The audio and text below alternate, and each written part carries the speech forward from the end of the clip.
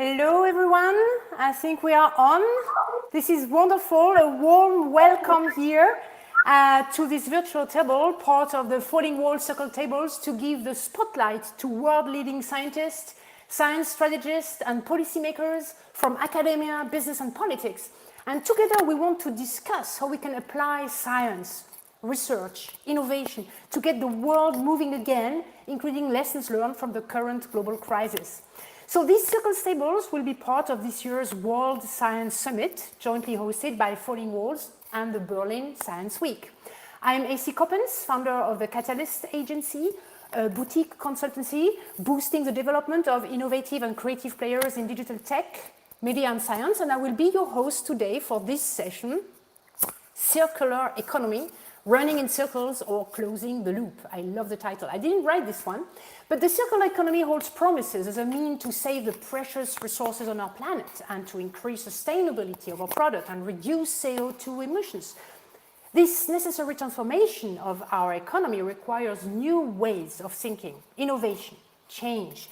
We need to overcome technological, economic, and regulatory challenges in the transition to a circular economy. So how can we bring together business, policy making, and public-private collaboration to drive these changes in spite of today's added challenge of a pandemic? We have three exceptional guests to discuss from three different perspectives: policymaking, industry, and active association. And it is Rosalina Petrova, member of the cabinet of the EU Commissioner for Environment, Oceans and Fisheries, Virginijus Sinkevicius, where she works for accelerating the transition to a more circular economy. Hello, Rosalina. Dr. Martin Brudermüller, who joined BASF AG Ammonia Laboratory to work in chemical research in '88. Yes, he's a chemist, but he serves now as the chairman of the board of executive directors and chief technology officer, CTO of BASF SE. And Jacob Dürr in the middle, the inaugural president and CEO of the Alliance of End Plastic Waste, a non-profit international organization focused on bringing together industry, government, communities, and civil societies to end plastic waste. Yes, and you, guests, dear guests, you are also a part of this because you will be able to participate by using the chat to write your questions to any of the speakers, if not to all of them, and this will be in the last part of this short hour we have together. So let's go, I would say, and I would like to start with Martin. As the CEO and CTO of a chemical company producing plastics, you know best that the production of plastics has grown faster than the infrastructure, in particular in developing countries.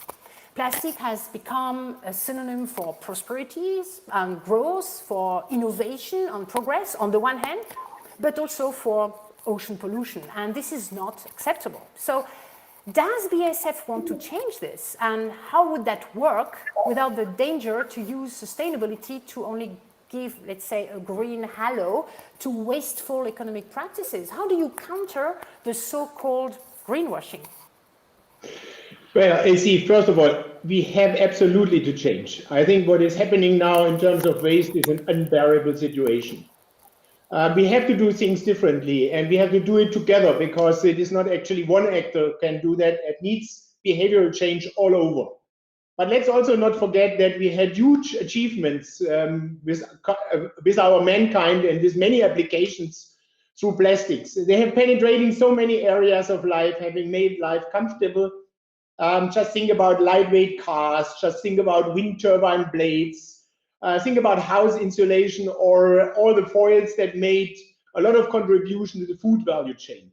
So we should also not forget that these solutions are having a much lower CO2 footprint than alternative materials. What happened now, however, by plastics penetrating so massively the world, that we have a waste problem, which is all over. I mean, you cannot close your eyes from that. And that is definitely something that cannot stay like this. I mean, it cannot be that plastics penetrate further without the cost of waste and a polluted environment. So it has to be factored in. But I think now banning plastics in total and saying the materials is bad, just because also behavior is not right, I think is also not the right reaction. So it is a very much an emotional topic also. But I think what we have to do is we have to penetrate everywhere. It starts with education. It starts with establishing of lack of collection system, addressing misbehavior, and certainly also addressing costs with that. So I think an answer that comes now, circular economy and closing the loop, is exactly the right thing to do, because we should also not forget that actually the materials, when you throw them away, have a huge value. So what can you do as a chemical industry in this whole thing? Well, I think innovation is most probably the biggest lever we have, because we invented the materials, but we can also be very creative in terms of now how we use the materials to recycle them. So I'll give you just one example, chemcycling. I mean, collecting materials and bring them back into the production process, I think is the best solution.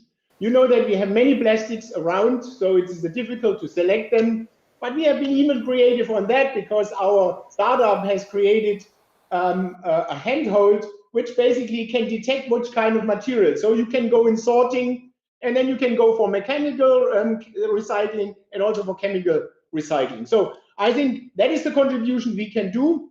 And then we need also to address the whole value chain. And let me very clearly say, as a single company, you cannot do anything. It is about partnerships. It is about pulling all together. Wonderful. I will go back to this innovation track, because we are here in a scientist and innovation environment. But first of all, I would like to ask Rosalina, maybe. The new EU Circular Economy Plan was launched in March this year. And the aim of the action plan is to reduce the EU consumption footprint and double the EU circular material use rate in the coming decade, while boosting the economic growth. And it is a core component of the European Green Deal. So which are the specific aspects of the EU Circular Economy Action Plan to contribute most to a green recovery of Europe, Rosalina? Thank you very much, and hello, everyone.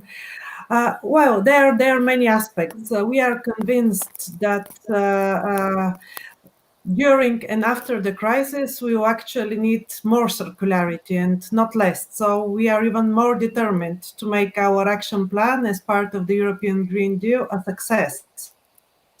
And we know that this transformation is three things, actually. It's ambition, it's certainty, and then it's giving sufficient time. And indeed, we were on an accelerated track before the crisis, but the crisis did not stop these efforts. And we have to deliver those environmental technologies and infrastructure has some of the highest societal benefits. And the ecologists tell us that the climate and the biodiversity crisis has not receded. Business, in many cases, needs to transform, and our citizens want more sustainability, and they want also more cost-saving opportunities, in particular in these hard times.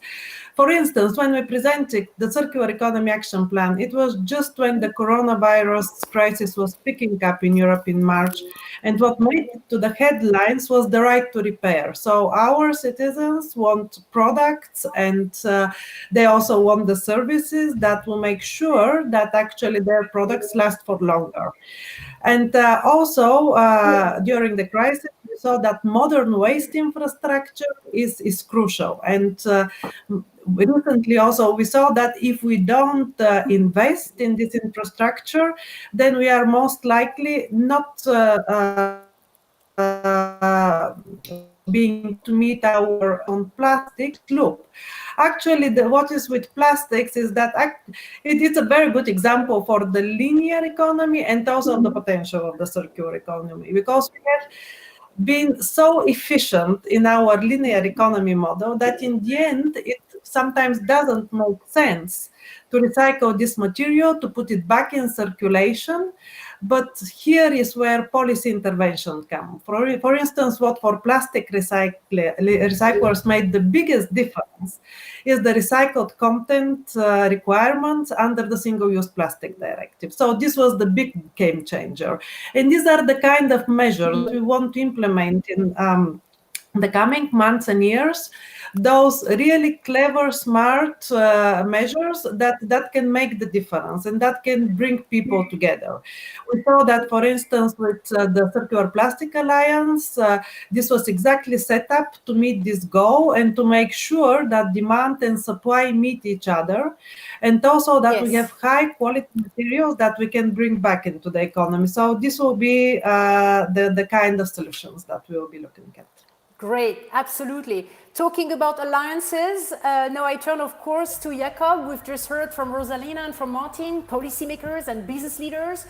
Each have a unique and very important roles to play. But to make the circular economy a reality before we reach climate breakdowns, these actors must form alliances. I mean, Martin said it also, single initiatives won't work. You need to cooperate. So the Alliance to End Plastic Waste, what are the new initiatives you launch around the world? It is quite a new initiative anyway, right, Jakob? That's absolutely right, AC. And we are a relatively new organization. We were only founded in January last year, but are already well underway with a large number of projects ongoing, in particular here in Southeast Asia, in Singapore, where I'm calling in from, recognizing that the majority of the plastic pollution and the leakage is happening in this part of the world. So coming into it from an alliance perspective, we fully believe that the circular economy is the future, although there's still some way to go. I think, first of all, there's still today, unfortunately, a lack of understanding of what a circular economy can bring to society, but also different understandings as to what does it mean for individuals and all those different actors that operate in the different value chains. For the Alliance and for our work, I think it's important to underline that we are looking at the end of the plastic value chain, in particular on the waste part, recognizing that today 3 billion people do not have access to waste collection systems. And that means that all waste, including the plastic waste in those communities and in those cities, is basically ending up in the environment. And the value, and we talked about the value of plastic, and in particular the hard to recycle plastic, that value is estimated at between 80 and 120 billion dollars on an annual basis. So a value that is lost to society and just underlines the importance of making the right investments in circular solutions. And that's why the Alliance is focusing on 4 strategic pillars. We are focusing our investments around infrastructure, and by infrastructure we mean investment in integrated waste management systems, in waste collection and sorting, to prevent the leakage into the environment. But we also believe that we need to invest in innovation, in particular innovation around mechanical and advanced recycling, recognizing that the solutions that we have in place today are often not tested and trialed sufficiently, and most certainly they are not yet at scale. The third focus area for us is on people. We need to engage with the communities and with the citizens. There needs to be a better understanding of what we as individual citizens can do to support waste collection, but also have an understanding that waste is the same as value. So if we all contribute to better waste collections and waste sorting, we can actually all as individuals contribute to a circular economy. And lastly, our focus area is on cleanup. There's a lot of waste sitting in the environment. We need to work towards making sure that that is collected from the environment and ideally brought back into the economy. So what the Alliance is doing, we are investing in projects. We are providing grants and loans to organizations and partners that are providing new solutions to ending plastic waste in the environment. And in the short time that we have existed, we have already started the implementation of 15 projects in 6 countries. And as we continue to grow, that number will only accelerate. Martin mentioned the word innovation, and so did you, AC. And I think it's important that innovation is really the key to the acceleration of the transformation that we want to see. We need to invest in the new startups, and we need to incubate those startups, because then they are, we believe, in many ways the ones that we need to count on and especially bet on as we are looking at developing new technology, in particular in the area of recycling. So we have run a number of startup programs, both in the US, Europe, and here in Southeast Asia. And in record time, we have seen that more than 1,000 startups have come to the forefront. And we are looking at incubating as many of those as we can going forward. Yeah, this is great. I mean, how does BASF actually work with startup, Martin? You have already like some joint ventures or partnerships with startups and to boost your innovation. How is that working at BASF? I mean, look, overall, I mean, it is important that you run an ecosystem. I mean, BASF has the largest R&D facilities in our industry. It's 2 billion euro we spend on innovation, and have 12,000 people working that in our company, which is 1 out of 10. But you also come very clear to the conclusion that you cannot have everything in-house. And particularly if we talk about value chains, and I think Jacob was talking also about that, you are just one puzzle piece in this whole chain. That means you have to team up. And I mean very clearly that startup scenery is a huge source of creative ideas. They are very fast in doing that. Also, to keep the time short until they succeed or they fail, they usually have not the financial power then to make out of an idea a really big thing. So I think there's also a natural match. So what we do is we work all over the world with startups to bring in. That is true for the chem cycling, which I said, companies that develop the pyrolysis, so the thermal decomposition of the plastics material, which you can then refeed as a feedstock into the chemicals. But it is also needs to be further than that. And I think we have done one relationship here, which I think is maybe explaining a little bit that, which is the Greentown Labs in the US and North America. We have together started the so-called Greenhouse Lab Circularity Change. That is where we look together and we screen and then we attract actually those partners who work on plastics, but also on recycling topics or energy storage topics, and help us basically to build the models for the circular part.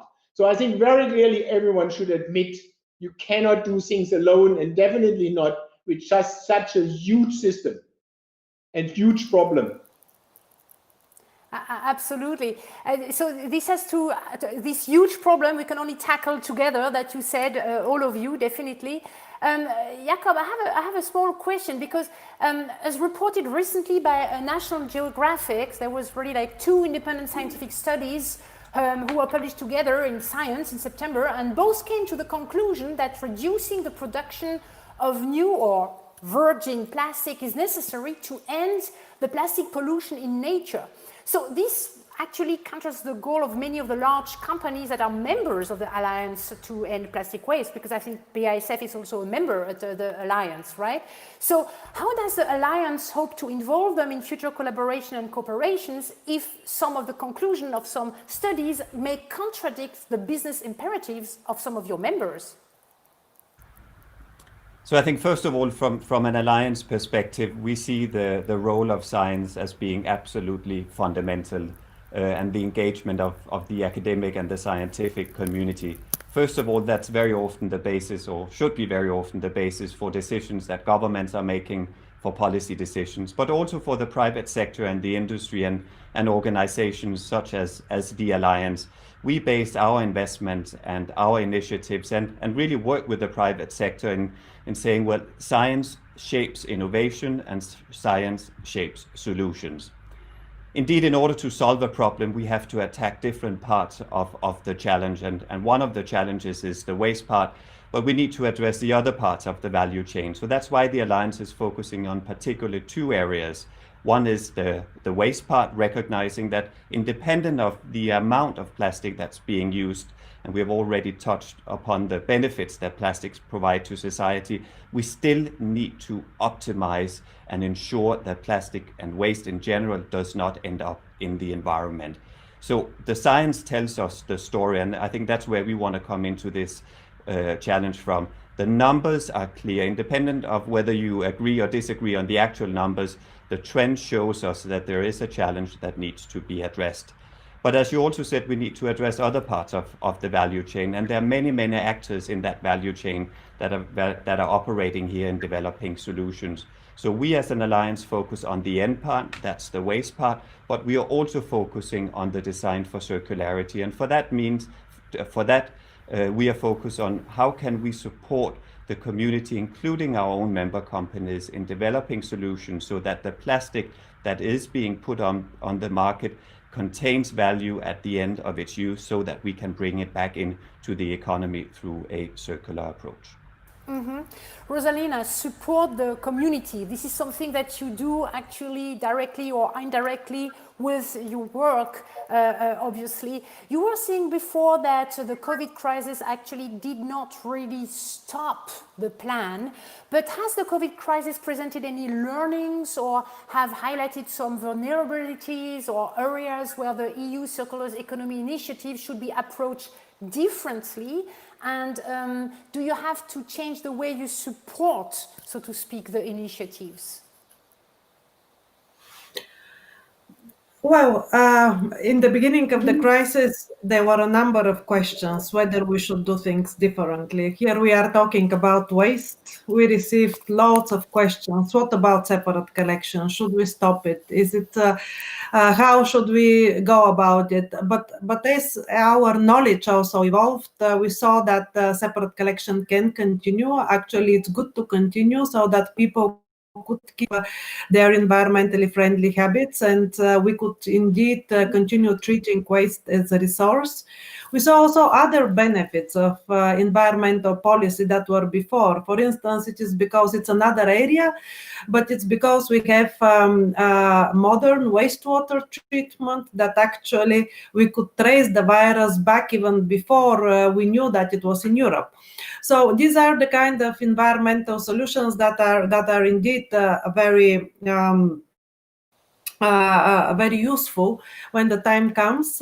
Well, we all have to do things differently. What the European Union does is to give this unprecedented support to the member states via the New Generation EU, via the Recovery and Resilience Facility, in order to ensure that the economic situation is improved, that we support jobs, also local jobs. And here, actually, the circular economy can provide numerous solutions, as I already outlined.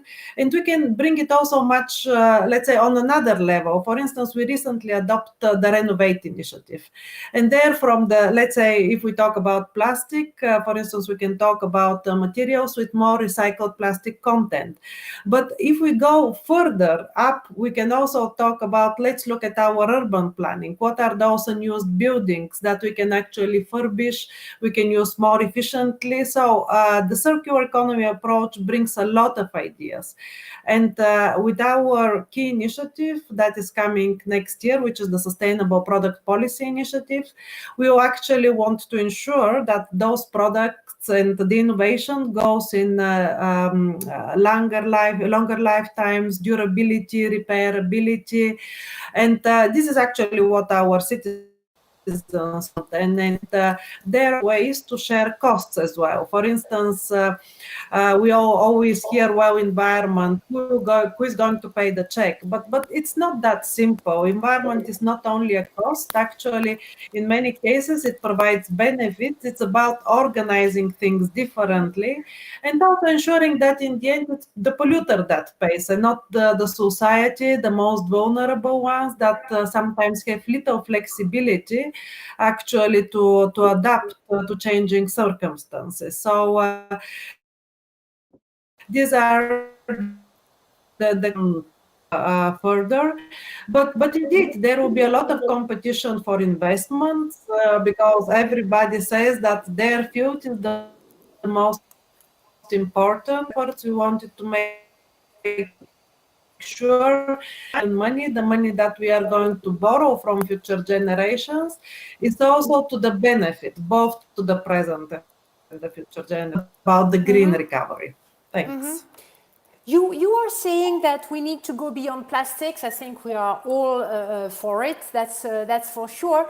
I would like to see also beyond borders. We of course we talk about Europe right now, but I wanted to ask you, Rosalina, How should Europe see itself in relation to the potential global shift towards sustainability?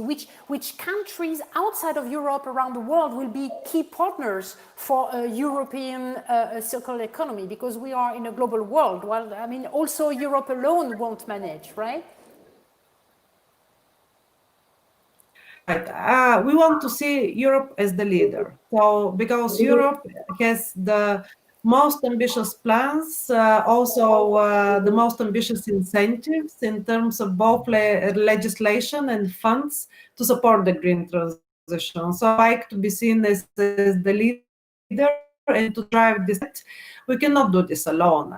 So it's we are a significant but still small share of the global economy, and if we don't bring all the actors along, then we are not going to make it. And this is why we work a lot with our international partners. And in the new Circular Economy Action Plan, there is a whole chapter with all the initiatives that we are going to take, from a Global Plastic Alliance, for instance, even to global conventions on resources. So in order to ensure that we increase the efficient use of resources in all areas, and what we say remain within the planetary boundaries. This is to say that we don't surpass unsustainably the carrying capacity of our planet in the end.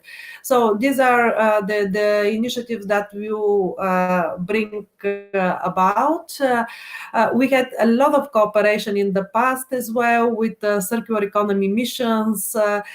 We've went to many parts of the world to see how people are dealing with the challenges there. Now the corona crisis, of course, puts a halt to some of these efforts, but we keep on the cooperation both on bilateral and multilateral basis. So we are in it together. Sorry, no, I want to ask you more about what did you learn from all of this already today. But I have one or two little questions before we move to the actionable learnings. One is to Martin. I wanted to ask you, do you feel you have unique challenges and barriers to your innovation processes in clean and green tech that are not faced by other tech and industry sectors, or are you all with the same kind of problems to develop your innovations? Well, I mean, one problem, given the size of the problem, you realize even as the largest chemical company, you are very, very small. So if you develop a solution, this solution might be a great thing in a small environment, might have a good effect, but it doesn't help the big problem at all. So I think what you get aware of that is scalability is a topic. And I think this is also what Jacob announced in the Alliance, that we find solutions that we very quickly can replicate in other regions and then have a real effect. That is one problem which you clearly comes to mind when you talk about circular economy. The other part is we're also aware that usually innovation cycles in chemical industry take quite some time, because if you start from lab and then to pilot and you have to start to commercialize, this is simply something which takes 5 to 10 years sometimes. And that means if we talk about problems today and we have to develop the innovation and the process and to run it commercially, can take actually a big amount of time. And this is also why I said you have to do the partnerships. I clearly repeat that, because that can accelerate and you can bring complementary skills together to make these things faster. So this is, however, a general problem innovation, but I think here in this area even more pronounced, because actually policymakers and society are asking for answers tomorrow. Some of that stuff is doable tomorrow, but some other stuff simply takes time until we can make it really a big effect by replicating these solutions. So I would say that is something that is putting us very, very much on tension. Yes. Well, this is a wonderful bridge to go to the more actionable learnings now. And I turn to Jakob, because you are putting actually all this circle together as the alliance, working with everybody, of course. I mean, I know that everybody is working with everybody here.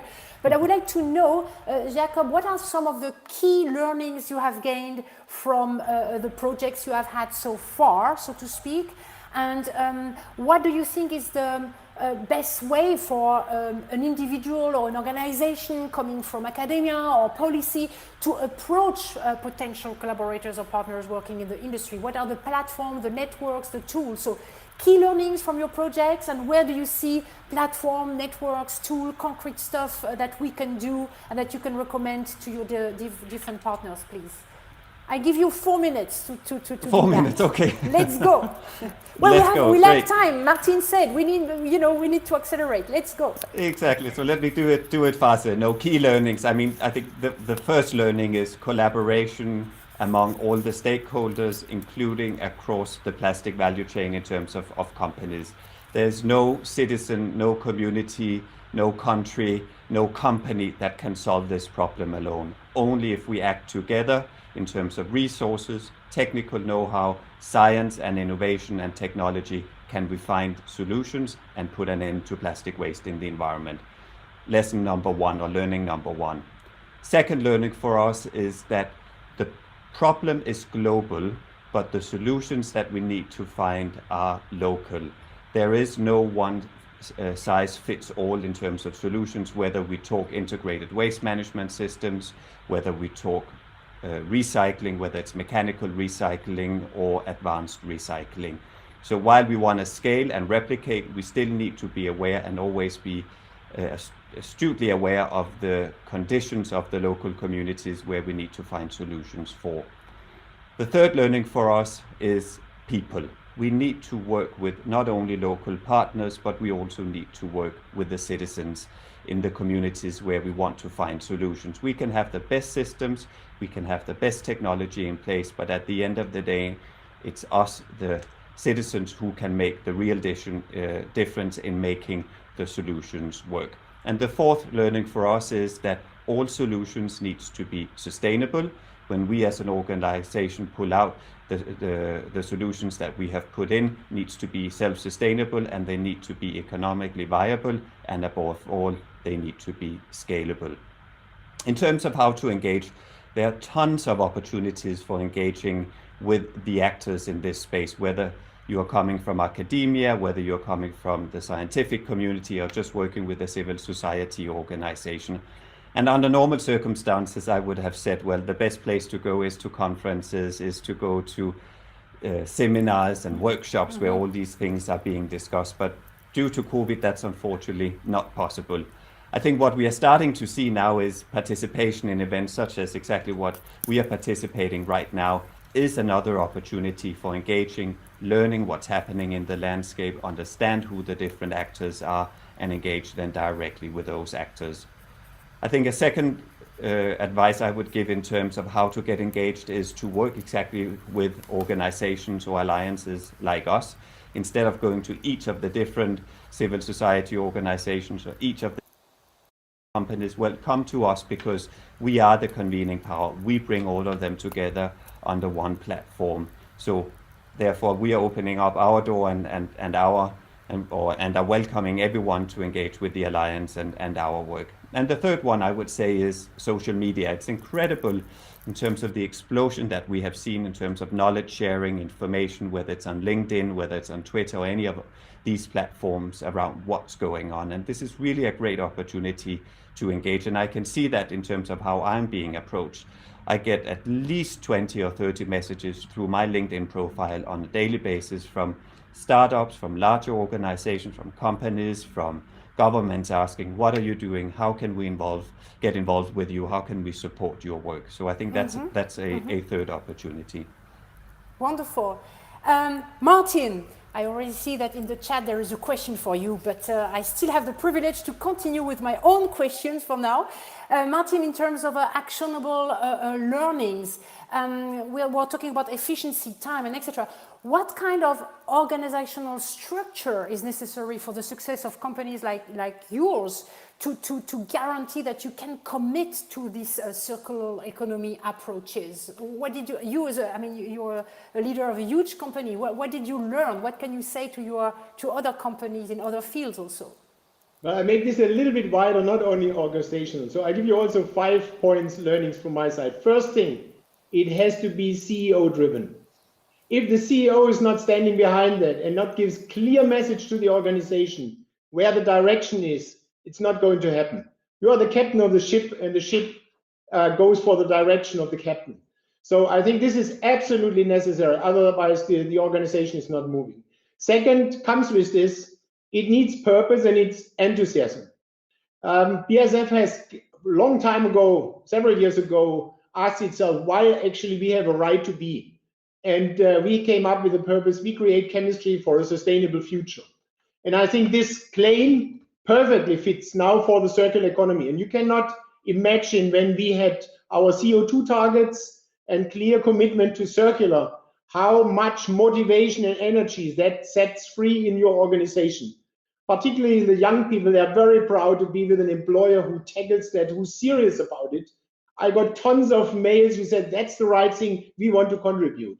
So that's the second part. The third part is, and that goes more for the organizational part, you have also to very clearly set up funding and the program. We have two programs, which is on one hand the carbon management program that is tackling the CO2 issue, and the other one is the circular economy program. There is clear funding, there are clear targets where we want to go, and there are mechanisms which the people can use in the organization, because at the very end you need the creativity and the innovation of people. You cannot order that from the very top.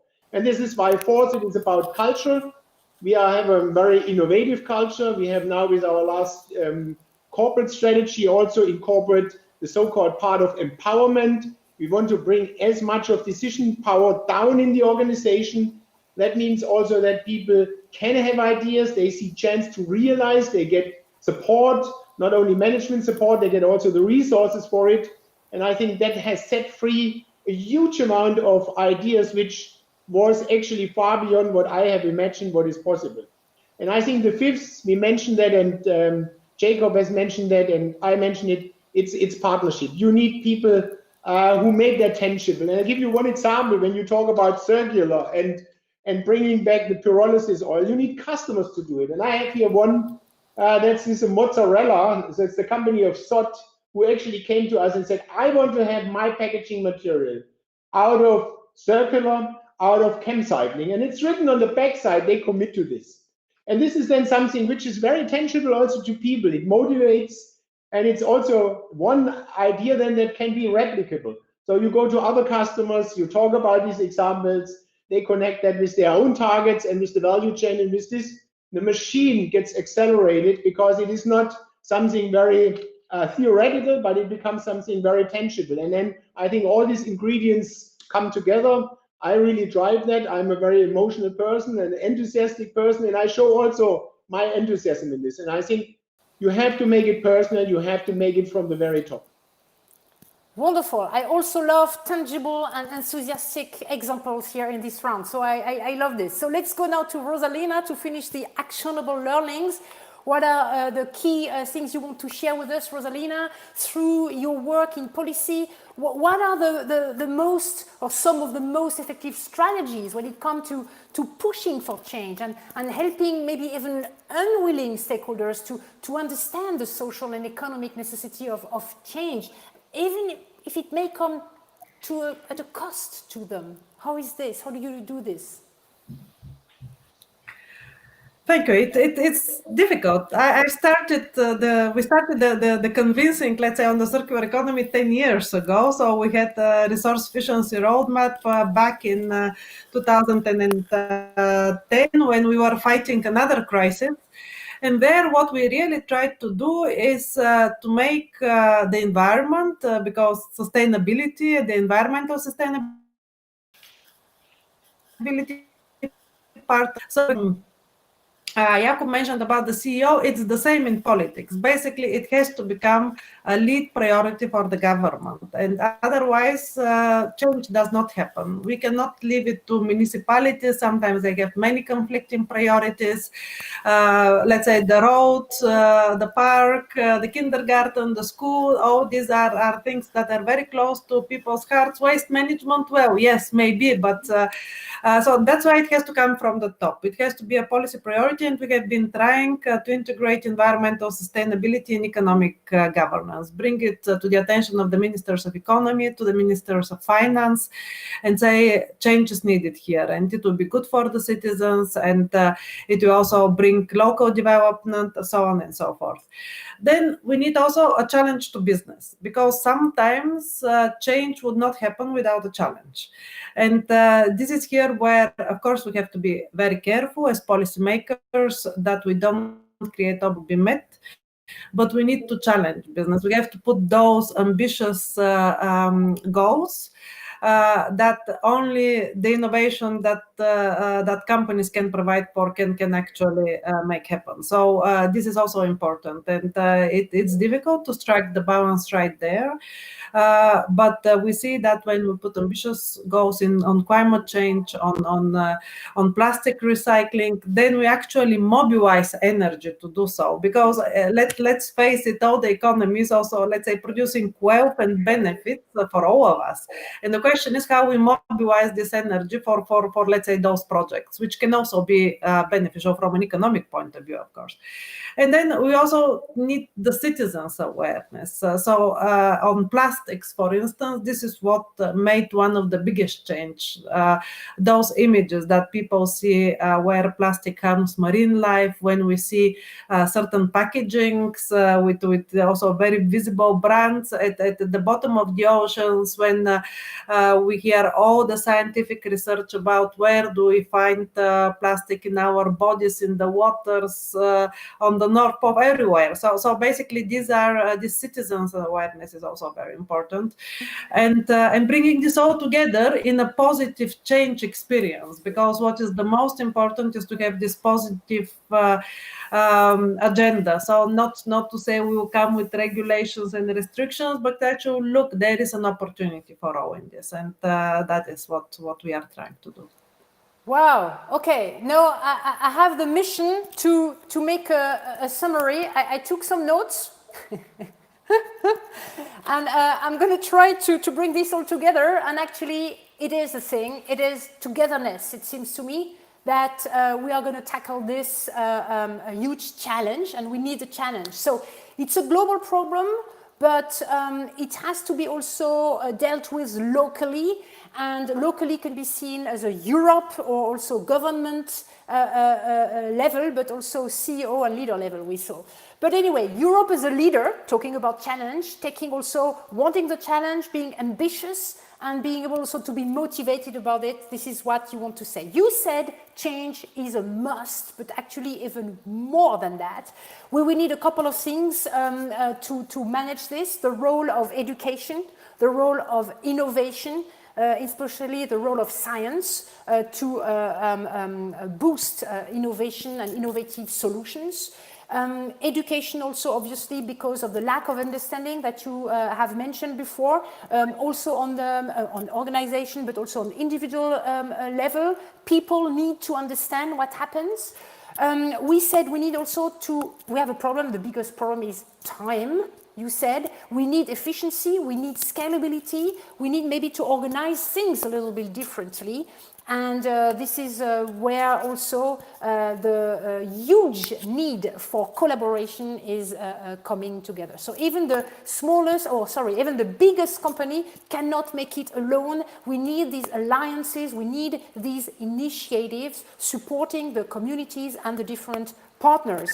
And yes, I think we need to go beyond plastic, that we saw also, and we need, you know what, we need to want it. We need to feel this is a great challenge. We need to feel it is good. And everybody needs to feel this, and this is what you are all working on it with the different stuff, tangible example from the industry, alliance, putting partners together, and the support of the politics. This is what you work on. I could not make shorter. I think I made it in less than 3 minutes for this summary. But now I want to open up for Q&As. And I have a first question to Martin. Is it possible to get the name of the BASF device to identify recyclable materials? I'm sure we can, right, Martin? Well, it's very easy. It's our internal startup, and it's called Trinamics. So you find the word of Trinamics in the internet and get in touch with them. Then they will tell you enthusiastically all what it can do. Wonderful. I already saw them on LinkedIn, so I'm sure you can contact them directly. So for those who have been writing this question, go to LinkedIn, you just, Google or Bing it on the net and you will find them. But AC, Thank just you, one more thing. Just to give you a little bit of inspiration also about innovation. This is a rather big device which is coupled with your mobile phone. You point on something and then on the mobile phone it shows you what the material is. In the future we will have that much smaller and it will be part of your mobile phone. You just use your mobile phone and say, tell me what plastic that is. And it applies for many other materials. So it's just a little bit big yet, but it becomes much smaller over time. Okay, great. Okay, I do not see, come on people, just write in the chat. I mean, it is a unique opportunity we have here with such experts on board that Falling Wall Circle giving to you. So come on in the chat, I will check regularly, but okay, if nobody is asking, well, I may ask further and I will do that.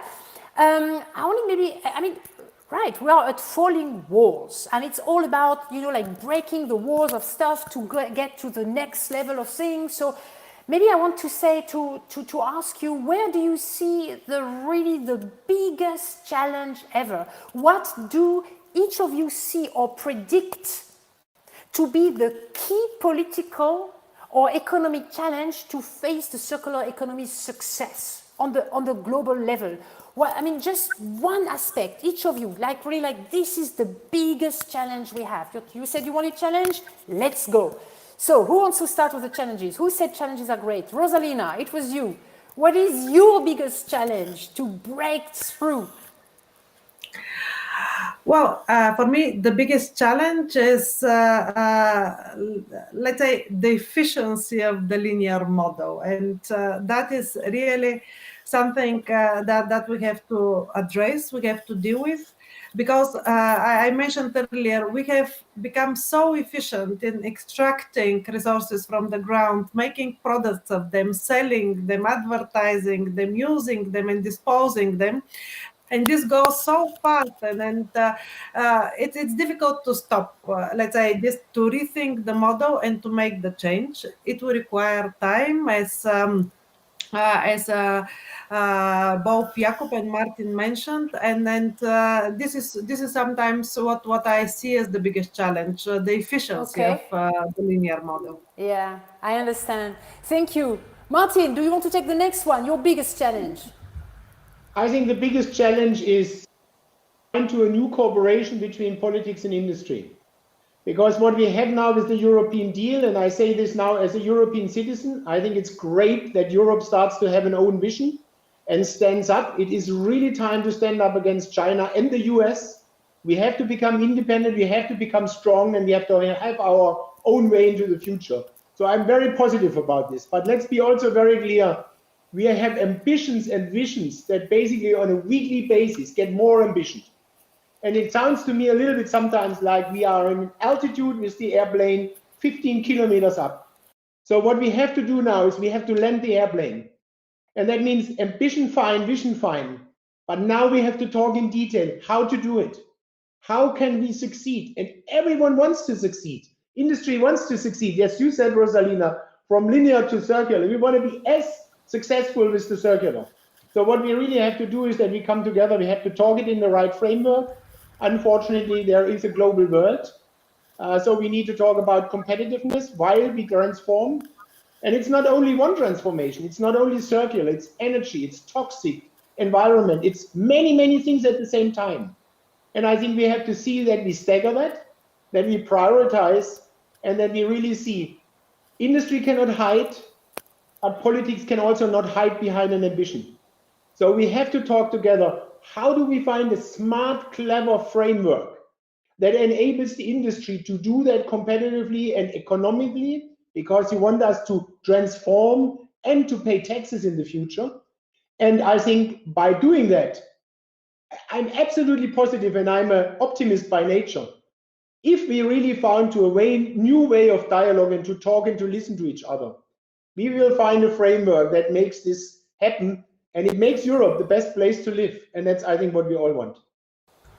Absolutely, I want this too. I'm European. This is fantastic. I love this in panels when you start to talk with each other and say like, we have to meet. Okay, so you meet afterwards. But now, Jacob, what is your biggest challenge? Well, let me build on Martin's point, because I think linked to that is to create the environment where innovation can happen fast. I think especially if we're looking at the plastic, but any challenge for that matter out where I think we are lacking the solutions for the future that are required to translate our current way of consumption from a linear economy into a circular economy. I think some of the learnings, and I could have given you many learnings when I talked about that earlier, is money is actually not lacking, right? But solutions, and the right solutions that can be deployed and tested quickly and then replicated and scaled, that's what's missing. We are almost being approached at the level of the Alliance by private equity and venture capital, if not on a daily basis, then on a weekly basis, saying we are sitting on hundreds of millions of dollars that these impact funds or investment funds are ready to invest in new solutions for the future. And that's not only in terms of plastic waste in the environment or infrastructure, but what they are lacking is the right solutions with a limited risk to invest in. And the same applies for the development banks. In Southeast Asia, we are working very closely with the Asian Development Bank, with the Asian Infrastructure and Investment Bank. They don't sit only on hundreds of millions of dollars, they're sitting on billions of dollars where they want to provide either grants or loans to countries. But again, what is missing is the right solutions for which the investment or the loan is relatively limited. So the earlier we can get started in developing solutions going forward, the earlier we can continue and foster and incubate that environment for startups and innovation and new ideas, the better off we are in moving faster to a circular economy. Wonderful. I love this. I think I'm going to sum up my summary saying together create the environment to make efficient innovation not only happen, Jacob, I'm going to top this, but be adapted faster. I think this is what we actually need, right? I would love to give you a very fast round of a really last question, but I really want to I think you're very enthusiastic, all of you, and very ambitious, all of you. I love that. I mean, I was nearly not even prepared to that. I was thinking like, oh, this is going to be hard. No, it's great. You want it. So tell me a little bit more for hope, actually. I would like to have a final word to give hope also to the people who are looking at us right now, watching us, and which will be again in the loop when watching the recording. So okay, we agree. All in all, the situation could be better, but sometimes, history gives us reason to be hopeful about the transformation that the circular economy demands of us. So what makes you hopeful? What gives you hope? In what do you believe, which is really great? And let us finish with a really warm and great note. Who wants to start? Ladies first. Rosalina, okay, you go. Right. Well, I think that we are living in very difficult times, and it's difficult to think like with a lot of optimism for the future. But perhaps exactly because now it's a time where somehow we see a bit of slowdown in many aspects of our life, not at work, I can tell you. But that we will have the time to rethink and reconsider and really summon up all our energy to take on a new path. So this new path, it's not just changing direction. The new path will be a combination of many different paths, of many things that we are already doing, but also of new solutions. And I think that what is really hopeful is indeed that we could sit together with business, with civil society, and discuss and actually find together those solutions that will really make it happen. And we see the curve towards sustainability actually. And I think that we will have a chance now to make a difference, and we have to mobilize all our energy to make this happen. Fantastic. Yes, absolutely. Rethink, reconsider, take a step back to move even faster forward. This is great. Jacob, do you want to take the next one? Your biggest reason for hope, please. Yeah, no, and I think there are a lot of reasons for hope. First of all, I think what Rosalina also just has said, the communities are coming together. I think it's the first time that we see that all the stakeholders, governments, civil society, the private sector, UN organizations, academia, and the scientific community, they all are coming together around wanting to solve one particular problem, something that's very tangible and visible. And I think that is my second part of the hope, is because it's so tangible and visible, that means also that everyone feels that they can be part of creating the solutions for the future. The third one is capital is not lacking. I think that's always very important. Often in the other development areas, there may be solutions, but investments in those solutions have not come to the forefront at a level that was required, including renewable energy in the early stages. But in the space of plastic waste in the environment, capital is there as long as we get the solutions. And then our sort of catchphrase is that ending plastic waste in the environment is for us the beginning of a circular economy, and therefore we believe that both can be achieved in the foreseeable future. Wonderful. Okay, Martin, it's your turn to finish. I give you 1 minute. I mean, first of all, let me say, I always say I'm a German with a European heart. And I believe in Europe, and I think if we take this example, like, by the way, in many others, we have maybe the best foundation to make this happen. Because I think, first of all, we have the most educated population in terms of waste, and also established system waste collection, much better starting platform than anyone else. We have educated people, we have very good innovation systems. I mean, if you look on science, many people don't know that a large fraction of the papers, of the scientific papers, comes from Europe. Actually, if you put that into relation of population, it's amazing what comes from Europe. So we have been following up for a long time national agendas and falling apart in Europe. So what makes me really enthusiastic, we have with these kind of topics something in common, which we can truly make a European solution and leading the world. And I believe Europe was always at its best when actually times are difficult. And that makes me hopeful that now also with the recovery in COVID, something positive on the horizon to strive for is maybe the energy we need. And I believe we make this a success. Wonderful. Wow. Okay. So I see you're all super motivated. I have to thank you so much, dear panelists, for taking the time and to participate to this discussion. Thank you also to the audience, and especially the ones who have been asking this question, the organizer, Falling Walls, and to have invited us all to be part of this discussion. I had a lot of fun to do this, I must admit. Not to miss daily highlights.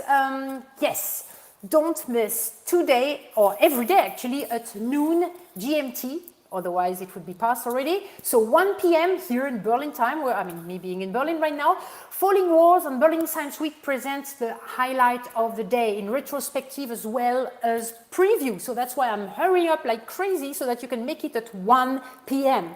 At 1:15 p.m. next up will be the Falling Walls Winners Session in Social Science and the Humanities, as well as in Science and Innovation Management. Martin, Jakob, I mean, all of you should actually go there to watch and the reveal of all 10 winners of the Falling Walls Breakthroughs of the Year competition in life sciences, including interviews with all winners and interactive Q&As and etc.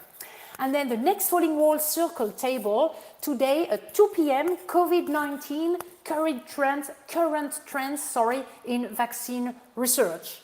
And yes, I think we closed the circle for now completely. We closed the loop here in togetherness. I think it was great. I mean, obviously we had an easy game because we were about circular economy and we are here in a falling wall circle. So I can finish by saying you can rewatch this on full loop because everything will be accessible at www.fallingwalls.com, and please check the website and the entire program with more than 200 individual events. Yes, thank you again to all of you, and hope to see you soon in real life, obviously. Enjoy your day and talk soon. It is 1 p.m. Don't miss the highlights. Thank you, I see you, Rosalina, Jacob. Thank you. Thank you. Bye-bye. Thank you very much. Bye-bye.